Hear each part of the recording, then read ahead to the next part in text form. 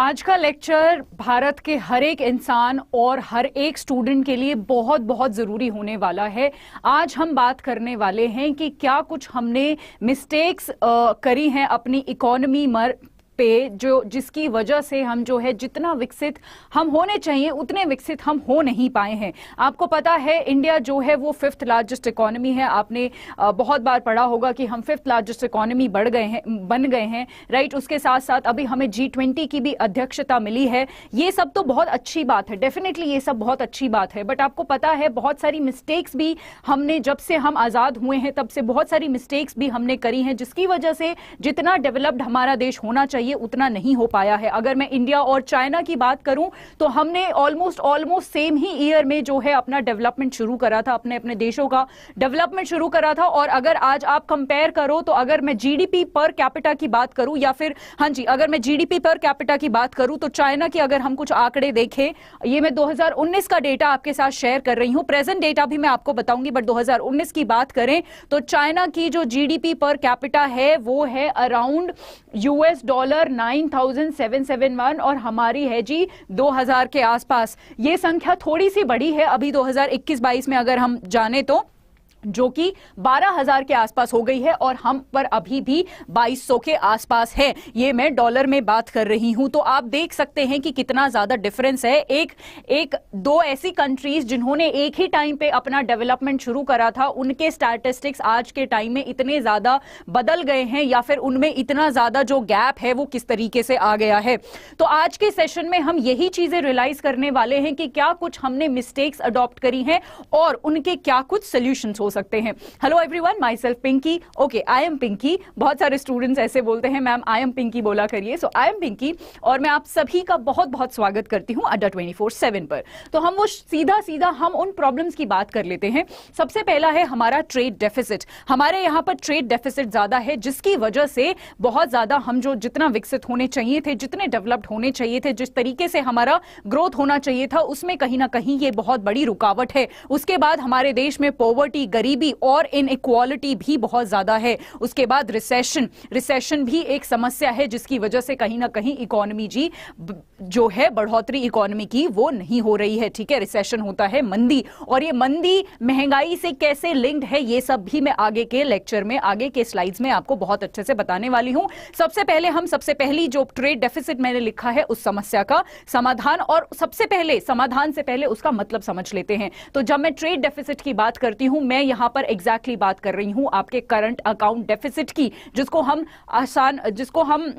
जो short form में CAD भी बोलते हैं। ठीक है, देखिए अगर सरल भाषा में इसका मतलब मैं बताऊं तो कैड का मतलब होता है जब कोई भी देश एक्सपोर्ट जो है वो हमारा कम होता है और हम इंपोर्ट ज्यादा करते हैं, यानी हम खरीद तो ज्यादा रहे हैं बाहर के देशों से पर हम बेच कम रहे हैं, तो हम एक डेफिसिट यानी एक घाटे वाली सिचुएशन में आ जाते हैं, जिसको करंट अकाउंट डेफिसिट बोला जाता है। इसमें भी दो तरीके में, हम दो टाइप्स में इसको हमें डिवाइड करूंगी। पहला है ट्रेड अकाउंट, दूसरा है इनविजिबल अकाउंट। ट्रेड अकाउंट में वो सारी चीजें आती हैं जो हम गुड्स बेसिकली जो होते हैं उनका लेन देन करते हैं दूसरे देशों के साथ। इनविजिबल की जब मैं बात करती हूं तो हम यहां पर सर्विसेज की बात कर रहे हैं, राइट। मैं कुछ आपको नंबर्स यहां पर दिखाना चाहती हूं जिससे आपको बेटर तरीके से चीजें क्लियर होंगी। अगर मैं पूरे टोटल करंट अकाउंट डेफिसिट की बात करूं तो ये आरबीआई का 2021-22 फाइनेंशियल ईयर का डेटा है कि करंट अकाउंट डेफिसिट जो था वो हमारा $38.76 बिलियन था, जिसमें से हमारा जो ट्रेड अकाउंट था, यानी हमने जो गुड्स हैं, जो प्रोडक्ट्स हैं वो बनाए हैं, वो कितने बेचे हैं और कितने खरीदे हैं, और हम जो है इस वाले साइड में घाटे में रहे हैं। कितना घाटा हुआ है जी हमें? $189.45 बिलियन का। अगर मैं सर्विसेज की बात करूं तो ये हमारा बेटर एक रहा है, यहां पर हम हमेशा अच्छा परफॉर्म करते हैं सर्विस सेक्टर में, सर्विसेज में, और यहां पर हम सरप्लस में रहे हैं। कितना सरप्लस में, कितना हम अच्छे पॉजिटिव साइड पर रहे हैं? $150.7 बिलियन का हमें यहां फायदा हुआ है। बट फिर भी ओवरऑल जो इंडिया का करंट अकाउंट डेफिसिट है वो ज्यादा ही रहता है। तो इस समस्या को हमें सॉल्व करने की जरूरत है, तभी हम बेसिकली हम अपनी इकोनॉमी को, अपनी ग्रोथ को कहीं ना कहीं अच्छा उम्मीद कर सकते हैं, अच्छा एक्सपेक्ट कर सकते हैं। अब सबसे बड़ा सवाल आता है कि करंट अकाउंट डेफिसिट एग्जैक्टली कैसे बढ़ता है?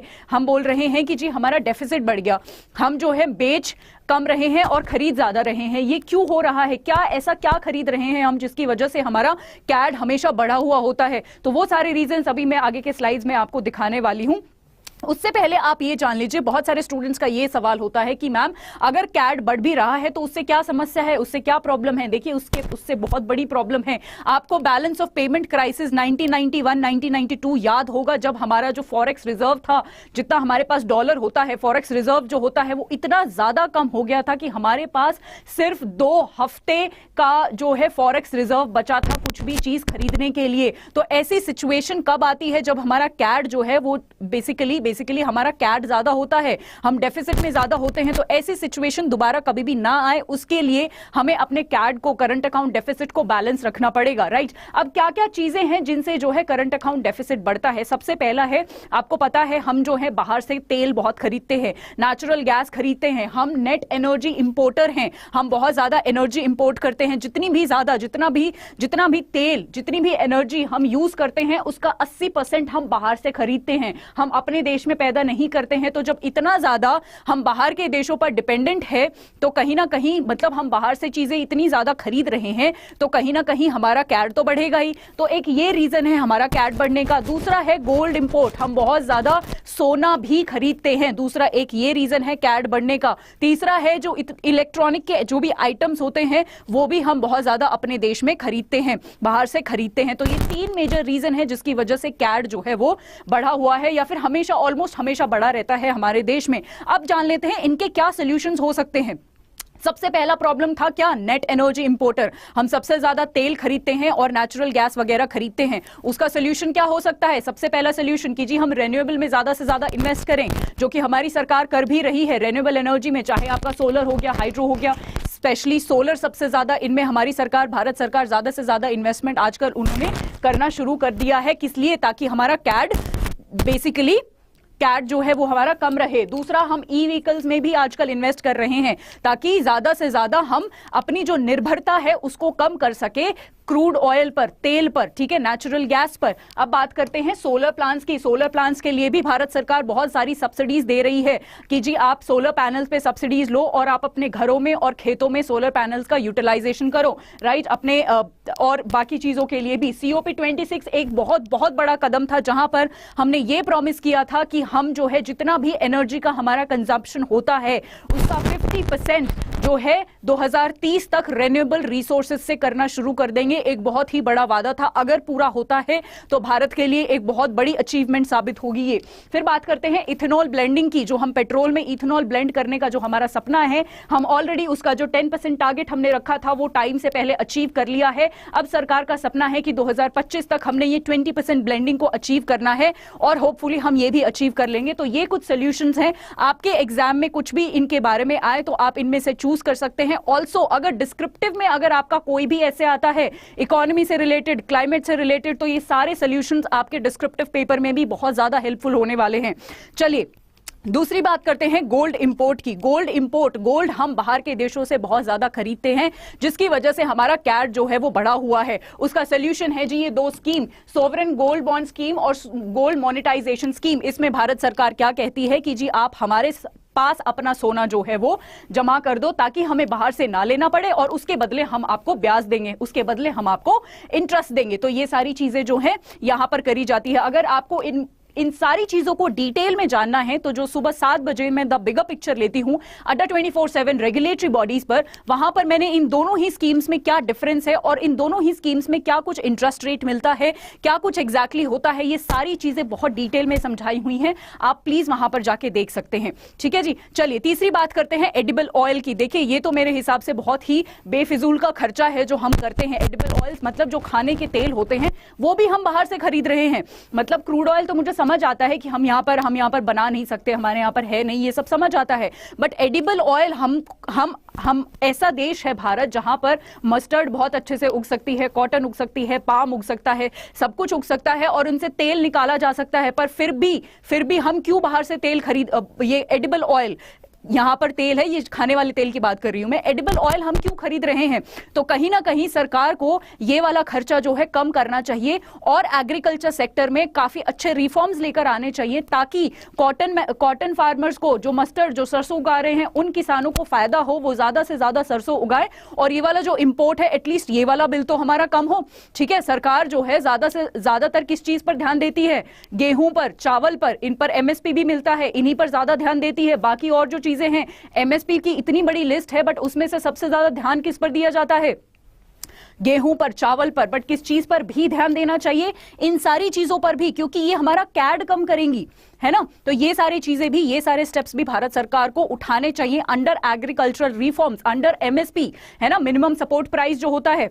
चलिए अब बात कर लेते हैं चौथी चीज की जो हम बहुत ज्यादा इंपोर्ट करते हैं, इलेक्ट्रॉनिक के आइटम्स हैं जो हम वो इंपोर्ट करते हैं। उसके लिए भी भारत सरकार ने एक सोल्यूशन प्रपोज करा है जी, जो है पीएलआई, जिसको हम बोलते हैं प्रोडक्शन लिंक्ड इंसेंटिव स्कीम, जिसके तहत भारत सरकार मैन्युफैक्चरिंग कंपनीज को ये बोलती है कि आप ज्यादा से ज्यादा मैन्युफैक्चर करिए और जितना आप मैन्युफैक्चर करोगे और जितनी आपकी इंक्रीमेंटल सेल होगी, यानी आपकी ज्यादा बिक्री होगी, उसमें हम आपको 4 से 6% का इंटरेस्ट देंगे या फिर किसी ना किसी तरीके का आपको इंसेंटिव देंगे, आपको सब्सिडी देंगे, ताकि आप ज्यादा प्रोड्यूस करो, अपनी पहले तो डोमेस्टिक डिमांड्स पूरी करो, उसके बाद जो भी आपका प्रोडक्शन या जो भी आपका प्रोड्यूस है वो बच जाए, उसको आप बाहर एक्सपोर्ट करो, तो जिससे कैड भी कम होगा और डेफिनेटली हमारे यहाँ का मैन्युफैक्चरिंग सेक्टर भी स्ट्रांग होगा। पीएलआई स्कीम मैं आपको बता दूं, इनिशियली 3 सेक्टर्स में पीएलआई स्कीम दी जाती थी, अभी उसको बढ़ा बढ़ा के उसको एक्सपैंड कर करके पीएलआई स्कीम अब 14 सेक्टर्स में भारत सरकार दे रही है, राइट। उसके बाद बात करती हूं, उसके बाद बात करते हैं आरबीआई का वोस्त्रो अकाउंट। वोस्त्रो अकाउंट हाल ही में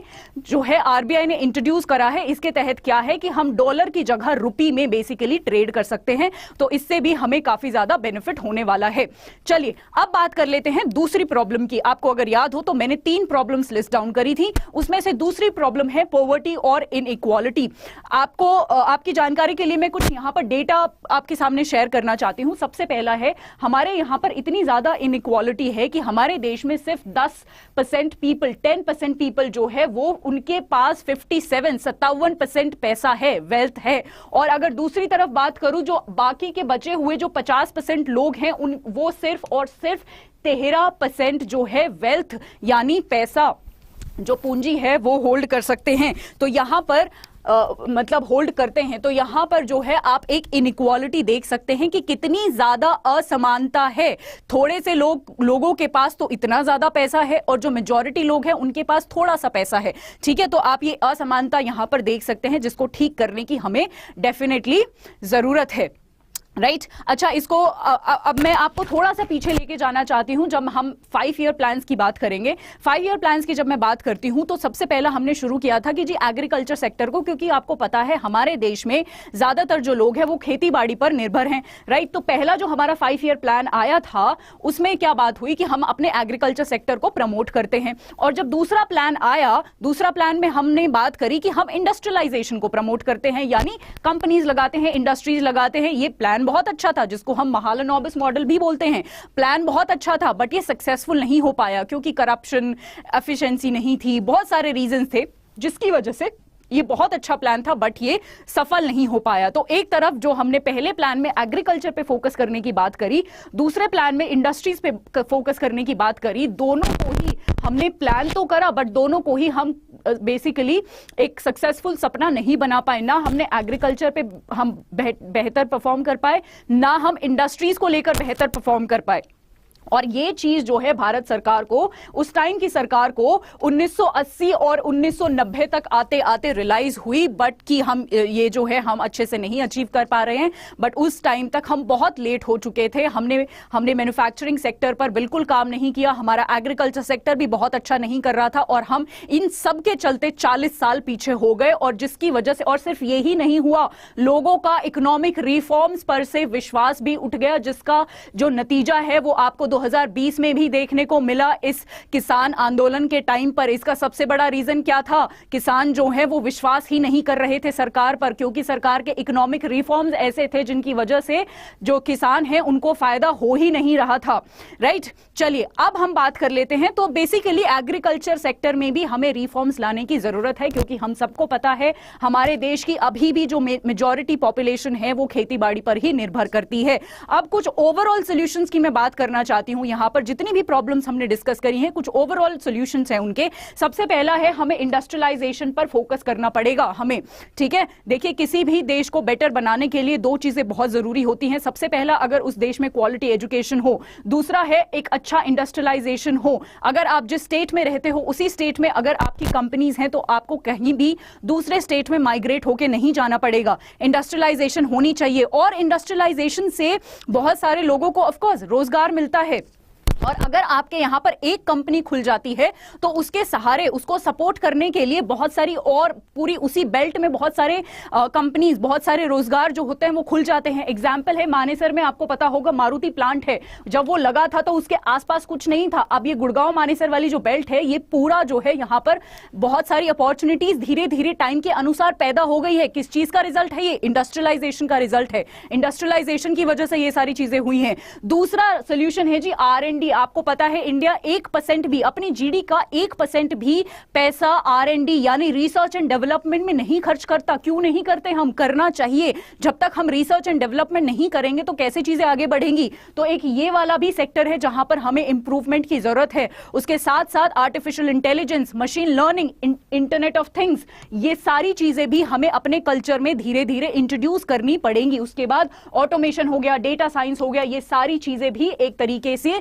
सोल्यूशन है अपनी इकोनॉमी को और अपनी ग्रोथ को आगे बढ़ाने के लिए। एजुकेशन की मैं ऑलरेडी बात कर चुकी हूं, और इसके लिए हमने एक बहुत इंपॉर्टेंट, और मैं पर्सनली बहुत अप्रिशिएट करती हूं उस कदम को, जो कि है हमारी नेशनल एजुकेशन पॉलिसी 2019 में आई थी, जिसके तहत बहुत सारे अलग अलग रिफॉर्म्स इंट्रोड्यूस करे गए। तो ऐसे एजुकेशन में ऐसे रिफॉर्म्स, ऐसे बदलाव की बहुत ज्यादा सख्त जरूरत है। राइट, और स्किल डेवलपमेंट की भी बहुत ज्यादा आज के टाइम में जरूरत है। अगर ये सारी चीजें हम कहीं ना कहीं सोल्यूशन के तौर पर अचीव कर लेते हैं तो हमारी इकोनॉमी की बहुत ज्यादा हेल्प होने वाली है। तीसरा जो मुद्दा बताया था मैंने, तीसरा जो प्रॉब्लम बताया था वो है जी रिसेशन। रिसेशन, इंडिया के रिसेशन पे आने से पहले मैं आपको बाहर के देशों के इन्फ्लेशन पर लेके जाना चाहती हूं। आपको पता है आज का टाइम है ग्लोबलाइज्ड वर्ल्ड का, मतलब सारे जो देश हैं आपस में इंटरकनेक्टेड हैं। अगर एक देश में कोई प्रॉब्लम होती है तो दूसरे देश में भी उसका इंपैक्ट पहुंचेगा। अगर रशिया यूक्रेन वॉर चल रहा है तो ऐसा नहीं है सिर्फ रशिया और यूक्रेन पर ही उसका इंपैक्ट पहुंचेगा, नहीं, इंडिया पर भी पहुंचेगा, यूएस पर भी पहुंचेगा, यूरोप पर भी पहुंचेगा, सब पर पहुंचेगा। ये होता है एक ग्लोबलाइज्ड वर्ल्ड के साइड इफेक्ट्स। राइट, अब मैं बात कर लेती हूं कि कुछ इन्फ्लेशन जो मैं आपको दिखा रही थी, तो यूके में आप सभी को पता है वहां की सरकार भी गिर गई थी। लिज ट्रस की जो सरकार थी वो 40 दिन में गिर गई थी। उसके बाद ऋषि सुनक आए। ऋषि सुनक भी हालांकि चीजों को संभाल नहीं पा रहे हैं। उनके टाइम में भी इन्फ्लेशन को लेके काफी ज्यादा जो है प्रोटेस्ट हो रहे हैं। तो वहां की आप इन्फ्लेशन देख सकते हैं 11% बढ़ी हुई है। ये अक्टूबर 2022 का डेटा है, मैं आपको बता दूं। यूएस में भी इन्फ्लेशन जो है वो बढ़ा हुआ है, 7.7% है। अगर मैं अपनी इंडिया की बात करूं, हाल ही में हमने थोड़ा कम किया है, 6% के आसपास है, बट फिर भी इन्फ्लेशन एक बहुत बड़ा पॉइंट है। मैं आपको कनेक्ट करके बताती हूं। देखिए, जब किसी भी देश की महंगाई बढ़ती है तो उस देश की सरकार और उस देश का सेंट्रल बैंक क्या करता है, उस टाइम पे जो इंटरेस्ट रेट होते हैं, जिसको हम रेपो रेट बोलते हैं, उसको इंक्रीज कर देता है। इंक्रीज क्यों करता है? क्योंकि जब ब्याज दर बढ़ जाएगा तो हमारे जेब में पैसे कम हो जाएंगे। कैसे कम होंगे? जब ब्याज दर बढ़ जाएगा तो आपको अगर लोन लेना है तो वो आप लोन नहीं लोगे, आपकी जेब में पैसे कम हो जाएंगे। जब पैसे कम है मतलब हमारी परचेजिंग पावर कम है। परचेजिंग पावर मतलब अगर ये पेन आप 10 रुपए का पहले खरीद सकते थे, अगर आपके जेब में बहुत पैसे हैं, मान लो ये 10 रुपए का पेन आता है, बट आपके जेब में क्योंकि बहुत ज्यादा पैसे है, तो दुकानदार अगर आपको ये बोलेगा जी इस पेन को ना 15 रुपए में, मैं 15 रुपए में बेच रहा हूं, तो शायद आप 15 में भी ले लोगे, है ना, क्योंकि आपके जेब में पैसा है। अगर पैसा नहीं होगा तो आप सोचोगे ना 10 बार की यार पैसा तो है नहीं, तो ये 15 रुपए तो महंगा है, तो मैं शायद नहीं लेता हूं इसको। राइट, तो बेसिकली इंटरेस्ट रेट बढ़ाने का आरबीआई का यही वो होता है कि आप कम से कम मार्केट में जो है वो खर्चा करो, कम से कम इन्वेस्ट करो मार्केट में, जिससे जो बढ़ी हुई महंगाई है वो बेसिकली कंट्रोल में आ जाए। अब इसका एक साइड इफेक्ट ये भी होता है कि इंटरेस्ट रेट को बढ़ा दिया जाता है तो वो लॉन्ग टर्म में क्या होता है कि हमारी जो इकोनॉमी है उसकी ग्रोथ जो कहीं ना कहीं थोड़ी कम हो जाती है और ये रिसेशन जैसी समस्याएं हम फेस करते हैं। ठीक है जी। तो ये थे 3 बड़े मुद्दे और इनके सॉल्यूशंस। आई होप आज का लेक्चर जो है वो मेरे हिसाब से one of the most important lecture था, और आई एम श्योर आपको काफी इंफॉर्मेशन आपको इससे मिली होगी, राइट। जाते जाते मैं आप सभी को बताना चाहती हूं कि अगर आप आरबीआई ग्रेड डी की प्रिपरेशन कर रहे हैं तो मैं वहां पर करंट अफेयर्स आपके कंडक्ट करती हूं। आपको उस कोर्स को ज्वाइन करने के लिए Y674 ये कोड यूज करिए, और 22 दिसंबर से ऑलरेडी हमारी क्लासेस शुरू हो गई हैं। 1 घंटे की मैं वहां पर क्लास लेती हूं, आपके सारे डाउट्स, पीडीएफ्स वगैरह सब कुछ आपको अवेलेबल करवाया जाएगा वहां पर। तो आरबीआई ग्रेड बी या सेबी के लिए या फिर सिडबी के लिए भी अगर आप पढ़ना चाहते हैं करंट अफेयर्स मुझसे, तो Y674 ये कोड यूज करिए, एंड आई एम श्योर आपके लिए बहुत ज्यादा हेल्पफुल होने वाला है ये कोर्स। और जाते जाते मैं एक और चीज आपको बताना चाहती हूं कि रोज सुबह 7 बजे मैं अंडर 24/7 रेगुलेटरी बॉडीज पर द बिगर पिक्चर कंडक्ट करती हूं, जहां पर मैं करंट अफेयर्स कवर करवाती हूं किसी भी कॉम्पिटिटिव एग्जाम के। तो आप मुझसे यहां भी 7 बजे जुड़ सकते हैं करंट अफेयर्स के लिए। अगर आपको कोई भी बुक चाहिए तो बुक्स पर भी हमारा 22% जो है वो ऑफ चल रहा है, उसके लिए भी आप जो है Y674 जो कोड है वो यूज कर सकते हैं, राइट। चलिए, तो आज के लिए इतना ही। कल मैं फिर से कुछ बर्निंग इश्यूज और इंपॉर्टेंट टॉपिक्स के साथ आऊंगी। Till then take care everyone, thank you so much and stay tuned. Thank you, bye bye.